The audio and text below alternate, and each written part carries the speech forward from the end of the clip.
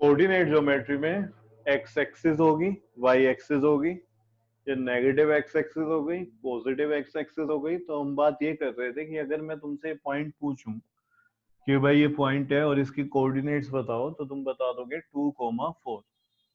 क्या बताओगे? 2,4। ठीक है, तो कोऑर्डिनेट्स में पहले क्या आता है? एक्स एक्सिस का पॉइंट, जिसको हम क्या कोऑर्डिनेट्स में पहले क्या आ जाएगा? एक्स एक्सिस का पॉइंट, और उसके बाद आ जाता है वाई एक्सिस का पॉइंट। तो मैं तुमसे ये कह रहा था कि अगर तुम्हें मैप में बोला जाए कि भाई ये लॉन्गिट्यूड है और ये एल्टीट्यूड है और उस कंट्री को फाइंड करो, तो तुम फाइंड कर सकते हो। तो कोऑर्डिनेट ज्योमेट्री का यही रोल होता है। क्लियर है? अब यहाँ पे हमें क्या सीखना है? अबे यहाँ पे कोऑर्डिनेट्स वगैरह निकालने नहीं सीखने हैं, ये तो हम पहले 9th में कर चुके हैं बात। अब हमें ये पूछा जाएगा यहाँ पे कि भाई तुम्हें 2 पॉइंट दे दिए, इसको हटा रहा हूं मैं, ये पॉइंट हो गया P और यहाँ पे कहीं पॉइंट है कोई ये Q। ठीक है, सपोज करो मैप पे ही हम देख रहे हैं, दो अलग अलग कंट्री हमने मार्क करी है। तो अब इन दो कंट्रीज के बीच में अगर तुम्हें पूछा जाए डिस्टेंस क्या है, तो तुम कहोगे ये डिस्टेंस है। क्लियर है? ये क्या हो गया? P से Q तक का डिस्टेंस हो गया। लेकिन अब तुम्हें पूछने डिस्टेंस है लेकिन कितना है? ये डिस्टेंस तो है लेकिन इसको मेजर करके बताओ कितना है। सही है? तो इसी तरीके से यहाँ पे हमारे पास जो आता है वो आता है डिस्टेंस फॉर्मूला। यानी कि कोऑर्डिनेट ज्योमेट्री में अगर तुम्हें 2 पॉइंट दिए गए हैं तो उन 2 पॉइंट के बीच में डिस्टेंस कितने हैं उसे फाइंड करने के लिए हमारे पास है डिस्टेंस फॉर्मूला। P पॉइंट की अगर बात करूं तो क्या होगा? x1 कोमा y1, ये हमने मान लिया, और Q पॉइंट हो जाएगा x2 कोमा y2। ठीक है, x1 कोमा y1 P के कोऑर्डिनेट्स हैं और Q के कोऑर्डिनेट्स क्या है? x2 coma y2। ये हो गया। तो हम लिख रहे हैं यहाँ पे, इधर ही लिख रहा हूं मैं, तुम नीचे लिखना, इसमें ग्राफ में मत लिखना। The distance between 2 points P x1 comma y1 and Q x2 comma y2 in a plane is given by।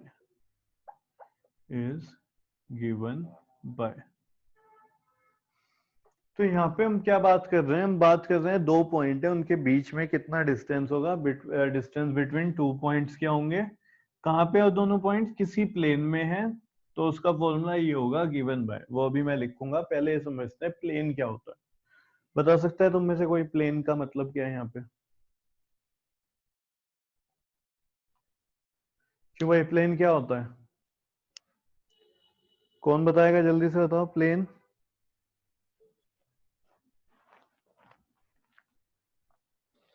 हम सर 2 डायमेंशनल सरफेस जो एक्सटेंडेड होता है दोनों साइड। तो देखो प्लेन क्या होता है, इसने बिल्कुल ठीक बताया युविका ने। ठीक है, एक ऐसा सरफेस जिसमें 2 डायमेंशन हो, कि क्या हो? ऐसा सरफेस जिसमें 2 डायमेंशन हो सिर्फ। जैसे कि एक पेपर है हमारे पास। ठीक है, ये क्या हो गया? पेपर है। तो इस पेपर में क्या है? देखो लेंथ है और ब्रेथ है, सिर्फ यही 2 डायमेंशन है। पतला सा एक पेपर है और उसमें क्या है? 2 डायमेंशन है, लेंथ हो गया और ब्रेथ हो गया। तो इसी को हम बोलेंगे, जो ये यहाँ पे एरिया तुम्हें दिखाई दे रहा है, ये क्या है? प्लेन है। ठीक है, अब ये जो प्लेन है इसको एक्सटेंड कर सकते हैं हम। यहाँ पे हम क्योंकि क्या लेके चल रहे होते हैं? X axis y axis. ये क्या है? एक्स एक्सिस और ये वाई एक्सिस। तो यही क्या है? प्लेन हो गया। यानी कि अगर तुम इस बोर्ड की बात करो तो ये क्या है? प्लेन है, क्योंकि इसमें 2 ही डायमेंशन है बोर्ड में। बोर्ड की एक लेंथ है और बोर्ड की एक ब्रेथ होगी। ठीक है, कि वो कितना उसका लेंथ है और कितनी उसकी ब्रेथ है। अगर किसी जगह पे सिर्फ 2 ही डायमेंशन है तो वो क्या होता है? एक प्लेन होता है। क्या होगा? वो एक प्लेन होगा। उसी को हम बोलते हैं 2D फिगर। क्या बोला जाता है? 2D figure. जैसे कि मैं तुमसे बात करूं रेक्टेंगल है, ठीक है, और दूसरा क्या है? क्यूबॉइड है। तो ये बताओ रेक्टेंगल और क्यूबॉइड में डिफरेंस क्या है? सर क्यूबॉइड 3D होता है। क्यूबॉइड 3D होता है। कैसे पता चला? सर उसकी शेप से। उसकी शेप से। शेप में उसकी 3 डायमेंशन है। ठीक है, लेंथ भी है, Dimension. ब्रेथ भी है और हाइट भी है। तो यहाँ पे 3 डायमेंशन है, एल बी एच। अगर देखो तुम सोचो कि भाई बना कैसे, ठीक है, क्यूबॉइड बना कैसे, तो बेस क्या है, एक रेक्टेंगल है, एक बेस क्या है, रेक्टेंगल। यहाँ पे 4 रेक्टेंगल है अलग अलग, उनको खड़ा किया गया और ऊपर से एक रेक्टेंगल है, समझ रहे हो। ऐसी अगर हम बात करें क्यूब की और स्क्वायर की, तो स्क्वायर क्या है, एक 2 डायमेंशन फिगर है। जैसे पतला सा तुम्हारे पास पेपर है, ठीक है, पतला सा क्या है, पेपर है, तो उस पेपर की लेंथ है, ब्रेड्थ है, पेपर की कोई हाइट तो है नहीं, जैसे रूम की हाइट होती है। तो वहां पे जो स्क्वायर शेप में अगर तुम्हारे पास पेपर है तो वहां पे 2 डायमेंशन है, तो तुम बोलोगे 2D फिगर है एक तरीके से, ठीक है, 2D फिगर है। और अगर तुम क्यूब ले लो, जैसे कि क्या होता है, डाइस होता है, ठीक है, तो वो क्या है, वो तुम्हारे पास क्यूब जो है उसमें 3 डायमेंशन है, उसकी यहाँ पे लेंथ है, ब्रेथ है, ठीक है, जो कि इक्वल इक्वल है, स्क्वायर का बना होता है वो, नीचे भी स्क्वायर ऊपर भी स्क्वायर, इधर इधर इधर इधर।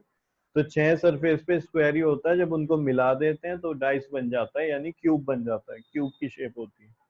तो यहाँ पे 3 डायमेंशन है, लेंथ भी है, ब्रेथ भी है, हाइट है, तो उसे बोलते हैं 3D फिगर।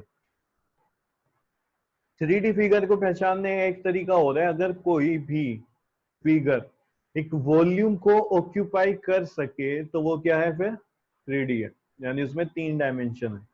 क्लियर है। जैसे कि अगर मैं बोलूं कि भाई तुम्हारे पास एक बोतल है और उस बोतल की शेप सिलेंड्रिकल है, तो ऐसे गोल गोलाई में सिलेंड्रिकल है, तो उसमें वाटर आ जाता है, यानी वो भी 2D है, उसमें भी 3 डायमेंशन है।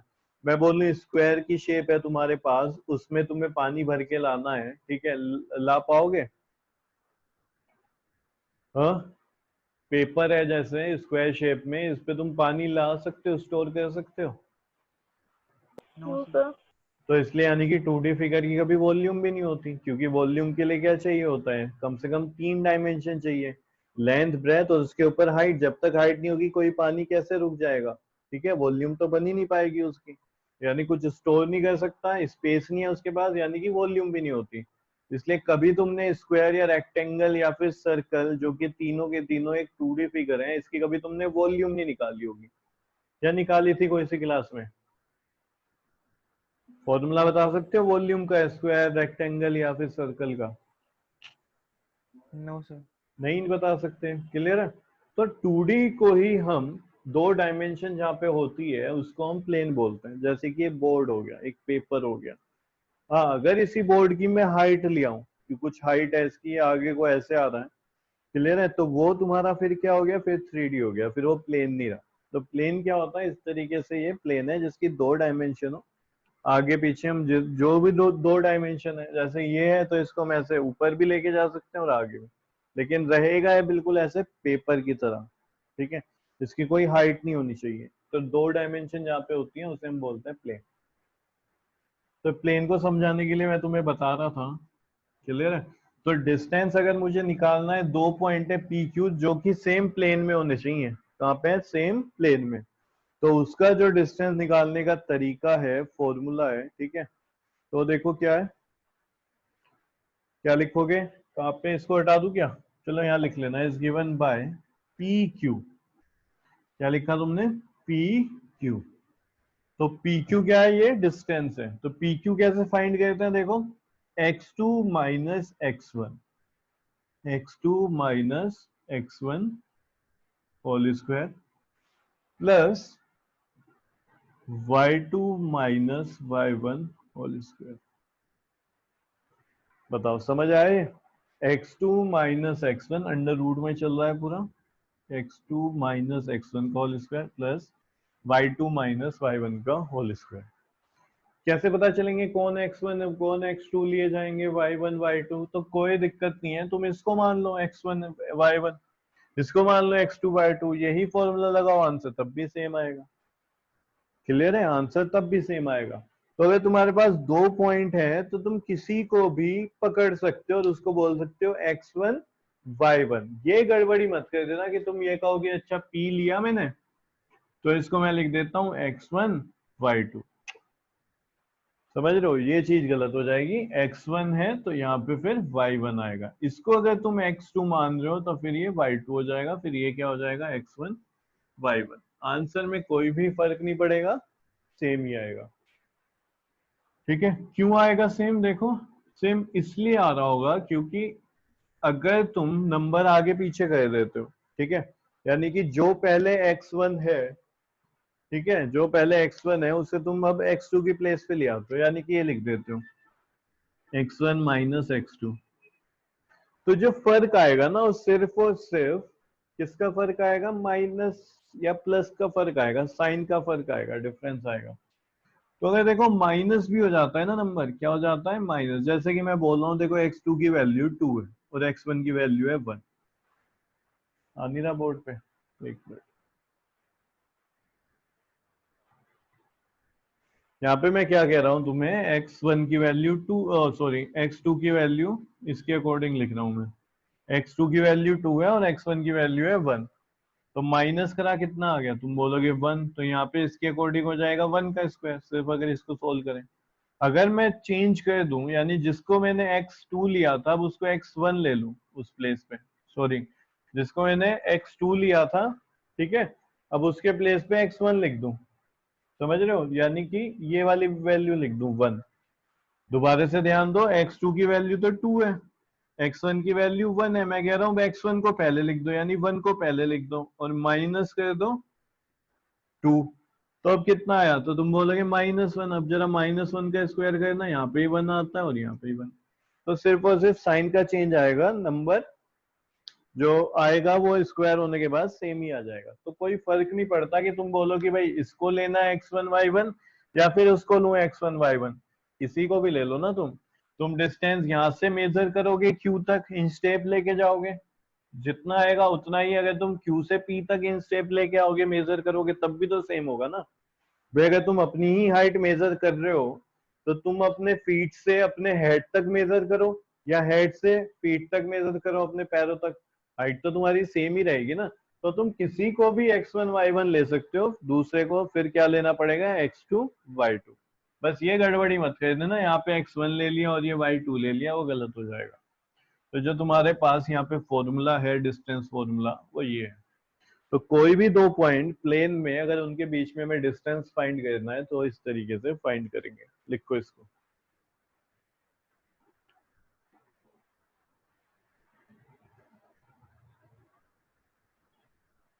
Excuse me, sir. तो एक्सरसाइज 7.1,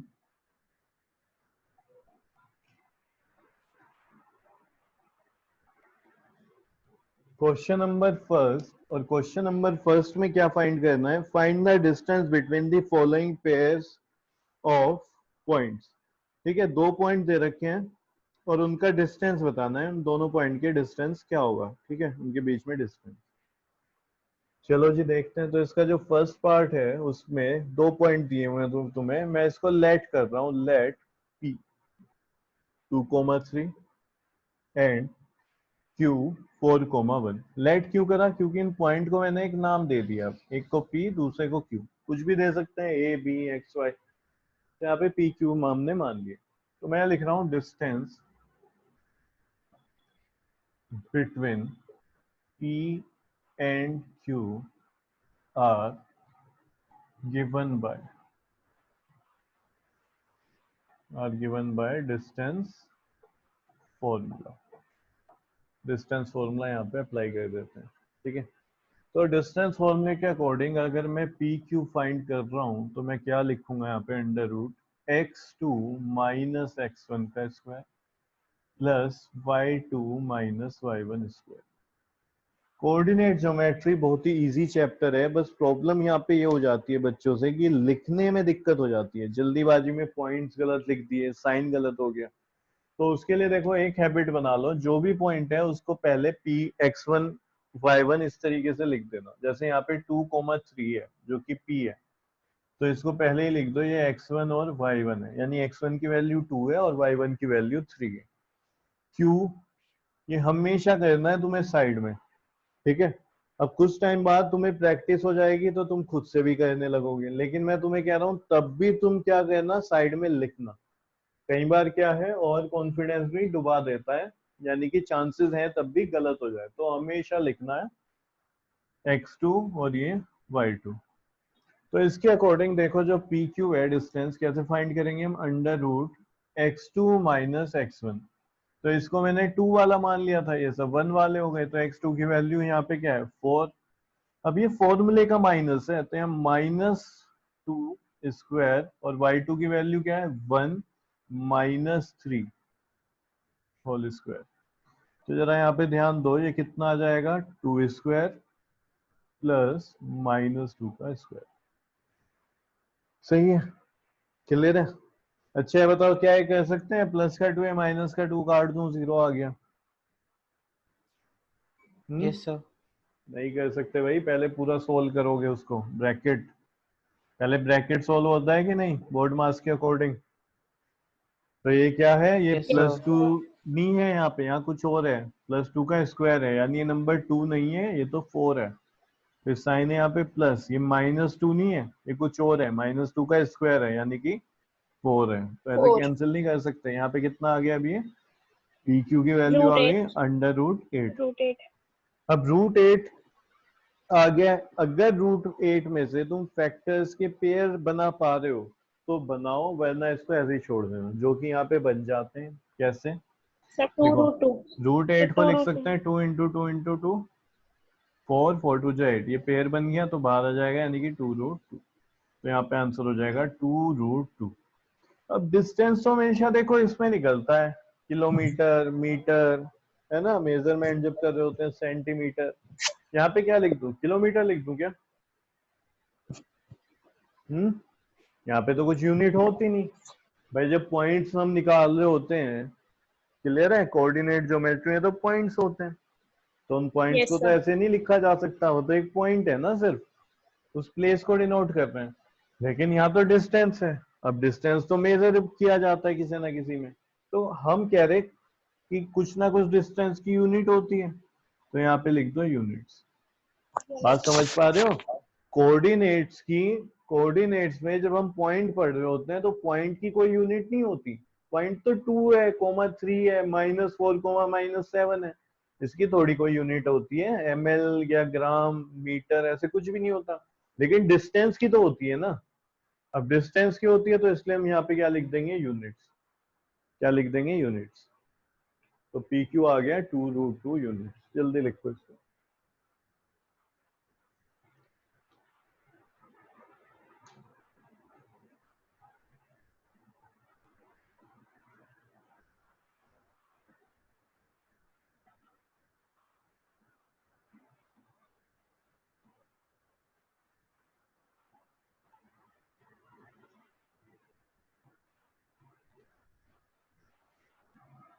सेकंड में पॉइंट ले लेते हैं, देखो यहीं से चेंज कर देंगे, -5,7 और जो सेकंड पॉइंट है वो है -1,3। -1,3। तो पॉइंट हमारे यहाँ पे पी और क्यू है, उनका हमें क्या निकालना है, डिस्टेंस निकालना है दोनों पॉइंट का। तो वही पॉइंट लिखेंगे हमेशा यहाँ पे।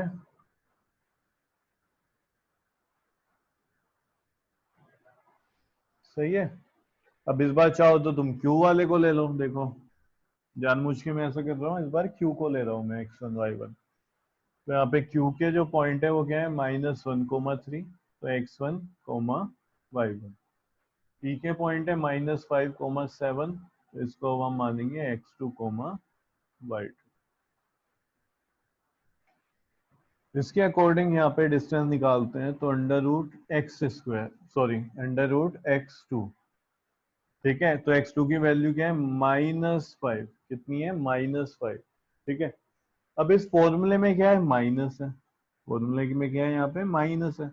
x1 की वैल्यू -1 है, तो ध्यान रखना यहाँ पे ये माइनस आया है इस फॉर्मूले के अकॉर्डिंग, और जो -1 है वो तो वैल्यू है x1 की, x1 की वैल्यू है। तो यहाँ पे जो x1 के साथ में जो साइन है वो x1 का नहीं है, वो फॉर्मूले का है। क्लियर हो गया यहाँ तक? फिर y2 कितना है, 7 -y1 यानी कि 3। ये कितना हो जाएगा, -5 माइनस माइनस +1, ये 4। तो देखो -5 + 1 कितना हो गया, -4 का स्क्वायर हो गया, और ये 4 स्क्वायर।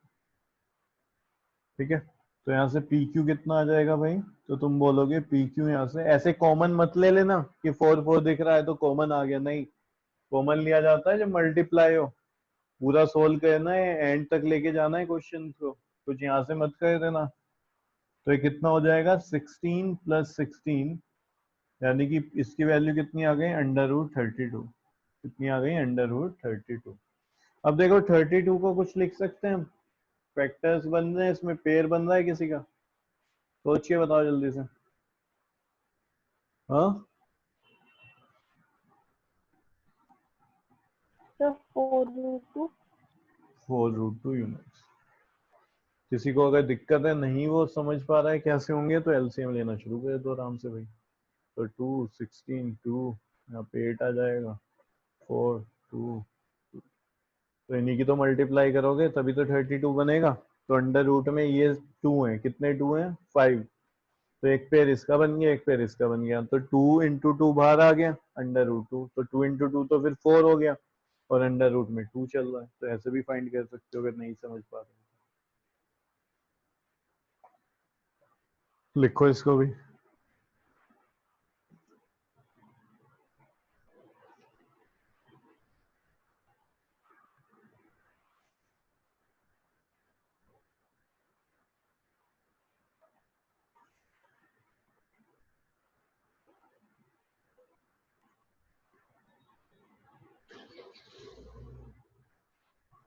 फिर थर्ड में देखो क्या दिया हुआ है, यहाँ पे पॉइंट दिया हुआ है ए बी, और जो सेकंड पॉइंट है वो हो जाएगा -a -b।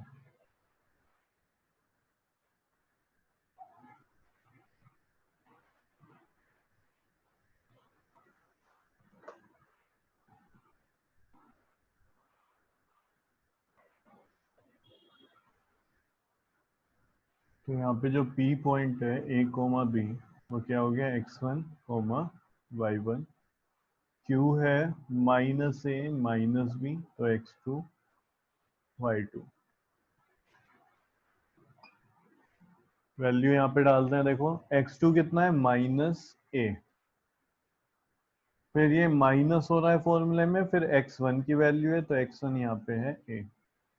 ठीक है, x1 की वैल्यू -a नहीं है, x1 की वैल्यू तो सिर्फ a है, माइनस है यहाँ पे, तो यहाँ पे ही माइनस लगा दिया, ये हो जाएगा स्क्वायर, प्लस y2 की वैल्यू -b, फिर फॉर्मूले का माइनस आया, और y1 की वैल्यू है b, होल स्क्वायर। तो इसको जब सोल्व करेंगे, -a तो ये हो जाएगा -2a स्क्वायर प्लस -2b का होल स्क्वायर। -2 का स्क्वायर करेंगे तो 4, a का स्क्वायर करेंगे a स्क्वायर, इसी तरीके से हो जाएगा 4b स्क्वायर। क्लियर हो गया। अब ये नंबर तो ऐड नहीं किए जा सकते ना, या किए जा सकते हैं, तो ये a स्क्वायर है वो b स्क्वायर है, नहीं हो सकते ऐड। तो तुम क्या करो, यहाँ पे सोल्व करने की कोशिश करते हैं, 4 कॉमन लिया जा सकता है, तो लो a square plus b square आ गया ब्रैकेट में, बताओ ठीक है इतना। यहाँ से 4 कॉमन लोगे तो अंदर बचेगा a स्क्वायर, फिर बीच में साइन है प्लस प्लस, यहाँ से पे बचेगा b स्क्वायर। अब ये बताओ, जो 4 है वो तो पेयर होता है, जो 4 है वो 2 × 2 का पेयर है, तो 4 को मैं क्या लिख सकता हूँ, बाहर निकाल के लिख सकता हूँ 2। अब ये बताओ, क्या ये भी स्क्वायर हो रखा है नंबर, जैसे मैंने 4 को क्या लिख दिया 2, इसको क्या लिख सकता हूं मैं, a + b, जल्दी बोलो, यूवी का नो क्या लिख सर। सकते हैं इसको, सर a + b का होल स्क्वायर। a + b का होल स्क्वायर, कैसे होल स्क्वायर कैसे,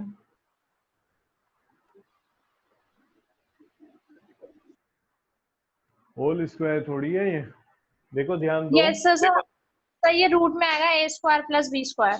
यही रहेगा है ना। यहाँ पे देखो बच्चे क्या गड़बड़ी करते हैं, वो ये सोचते हैं a का स्क्वायर हो रहा है, जैसे यहाँ पे ये 4 क्या है, 2 का स्क्वायर है, तो 2 बाहर आ गया, तो सोचते हैं ये भी तो स्क्वायर है, तो a बाहर आ जाएगा, प्लस b भी स्क्वायर है तो b, तो ये हो गया गलत। क्यों हो गया? क्योंकि ये एक पूरी कोई सिंगल टर्म होगी, समझ रहे हो? ये पूरा क्या होगा? एक सिंगल टर्म होगी। जैसे कि मैं तुम्हें लिख दूं यहाँ पे कि भाई ये बताओ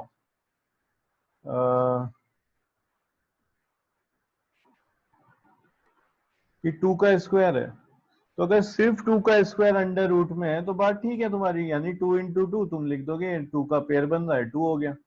मैं बोलूँ सिर्फ बी स्क्वायर है, यानी कि 3 ले लेते हैं चलो बी को, तो मैं लिखूं इसका स्क्वायर अगर बताना है तुम्हें, ये स्क्वायर बन रहा है 3 स्क्वायर अंडर रूट, तो तुम कहोगे ये तो यानी कि 3 आ जाएगा। समझ रहे हो क्या आ जाएगा? 3। अब मैं तुम्हें बोल रहा हूँ भाई इसको स्क्वायर है, ए का स्क्वायर यानी कि 2 का स्क्वायर है 4, और प्लस है फिर बीच में, और फिर 3 का स्क्वायर है 9। तो ये बताओ ये क्या बन गया? ये तो बन गया है 13। क्या बन गया है? 13। तो इसको सोल्व करोगे तुम पूरा, अगर ये किसी का स्क्वायर बन रहा है तभी तो लिख पाओगे ना। तो 13 तो किसी का स्क्वायर नहीं बन रहा है ना, किसी कंप्लीट नंबर का स्क्वायर बन रहा है नहीं, तो ये तो अंडर रूट में ही रह जाएगा। यानी कि फिर तो कभी भी ये गलती मत करना कि यहाँ पे तुम्हें स्क्वायर दिख गया, अच्छा चलो ये तो बाहर आ जाएगा अंडर रूट से, ये भी आ जाएगा, नहीं। यहाँ पे बीच में प्लस, तो तुम पहले प्लस को सोल्व करके देखोगे क्या आएगा। अगर वो किसी का स्क्वायर बन रहा है तो तुम लिख पाओगे, वरना नहीं लिख पाओगे। सही है ये? तो यहाँ पे क्या चलता रहेगा देखो, सिर्फ 4 का जो है वो 4 को हम लिख सकते हैं 2 इंटू 2, यानी 2 का पेयर बन गया तो 2 बाहर आ जाएगा, और यहाँ पे अंडर रूट में क्या बचा रह जाएगा? ए स्क्वायर प्लस बी स्क्वायर। हाँ अगर ये होल स्क्वायर होता, तो होल स्क्वायर का मतलब है इसको 2 बार लिखा हुआ है, 2 बार मल्टीप्लाई में, यानी पेयर बन गया तो फिर ये पूरा का पूरा बाहर आ जाता है, ए स्क्वायर प्लस बी स्क्वायर। लेकिन यहाँ पे स्क्वायर नहीं है, तो आंसर तुम्हारा ये होगा। एंड में क्या लिख दोगे? यूनिट्स। एंड में लिख दोगे यूनिट्स।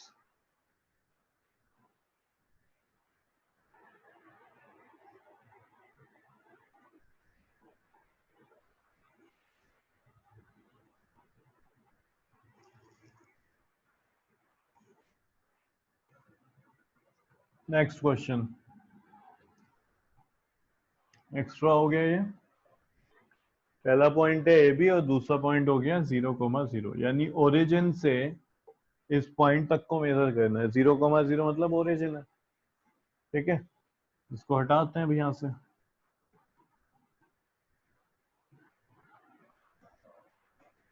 ए बी को मैं ले रहा हूं x1 y1, क्या हो गया? x1 y1।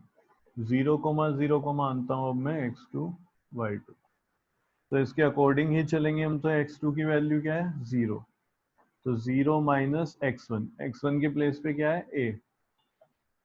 a square, plus y2 की वैल्यू क्या है? 0, तो 0 माइनस y1 यानी माइनस बी इसका स्क्वायर। तो यहाँ पे अंडर रूट में तुम लिखोगे minus A square plus minus B square, ठीक है। तो माइनस ए का स्क्वायर क्या होता है? अंडर रूट में लिखोगे ए स्क्वायर प्लस बी स्क्वायर। ये बताओ क्या है, किसी का स्क्वायर बन रहा है? नहीं, तो तुम लिख दोगे यूनिट्स।